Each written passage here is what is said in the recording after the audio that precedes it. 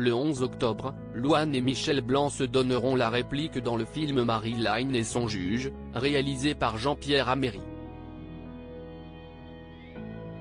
En promotion, l'acteur de 71 ans a accordé une interview au Journal du Dimanche, ce 8 octobre. Il est notamment revenu sur son enfance très modeste, qui ne l'a pas empêché d'avoir beaucoup d'amour ni de lui ôter toute envie de réussir. Né à Courbevoie, il a grandi à Puteaux. Mais lorsqu'il est venu au monde, sa famille vivait vraiment dans la plus grande simplicité. Mes parents n'avaient pas de réfrigérateur, pas de télé. Pas de salle de bain non plus, on se lavait dans l'évier de la cuisine, a confié Michel Blanc, en évoquant leurs conditions de vie lorsque les températures étaient les plus basses. Un poêle unique servait à chauffer notre 2 pièces, en hiver, il faisait froid, alors, pour dormir, je portais un pyjama et je superposais les couvertures.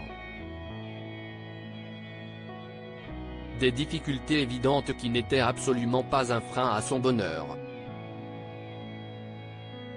Mais j'étais heureux, au sein d'une famille formidable, a-t-il lancé avec tendresse.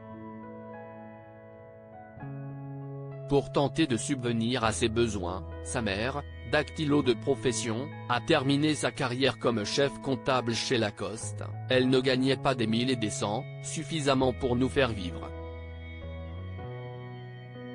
Quant à son père, il était déclarant en douane dans une grosse boîte d'électronique.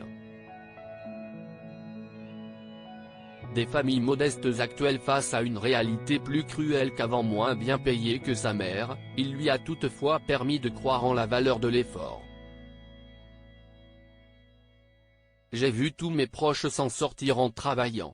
Aucun n'avait de diplôme, a affirmé Michel Blanc. Ayant connu un milieu social bas, l'acteur dénonce toutefois la nouvelle réalité des gens qui n'ont pas de grande richesse, éloignée de celle de sa génération. Il était possible de s'élever avec du courage et de la volonté, en dépit de l'inégalité des chances au départ. Les temps ont changé, il me semble bien plus laborieux de garder la tête hors de l'eau.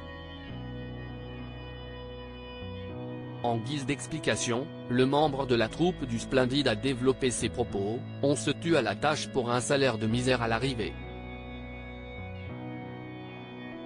Les jeunes d'aujourd'hui manquent de perspective et sont en proie à un profond désarroi. Il ne s'agit pas de nostalgie, mais d'un constat. Article écrit avec la collaboration de 6 médias Crédit Photo, Patrick Bernard.